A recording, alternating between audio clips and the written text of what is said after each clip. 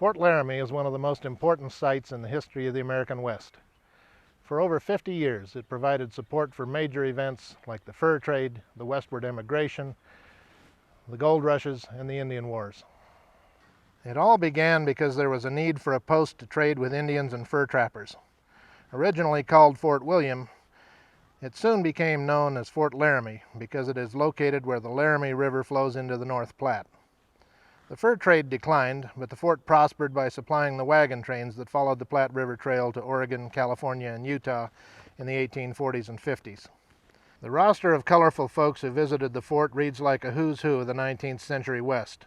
Jim Bridger, the Whitmans, Father De Smet, Kit Carson, John C. Fremont, Francis Parkman, William Cody, to name a few. In 1849, the Army bought the fort. Thereafter, it was used as a site for major treaties with the Indians and as a staging base for military campaigns against them. The bachelor officers' quarters, affectionately called Old Bedlam, was prominent among the buildings that surrounded the parade ground. On Christmas night of 1866, the ghostly figure of Portuguese Phillips stumbled into Old Bedlam. Near death after a 300-mile ride in the sub-zero weather, he reported the Fetterman Massacre. With the end of the Indian Wars in 1890 and the coming of the railroad, there was no need for Fort Laramie.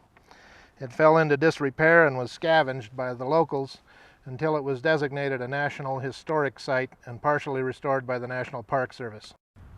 Whatever your historical perspective, Fort Laramie deserves recognition as one of Wyoming's special places.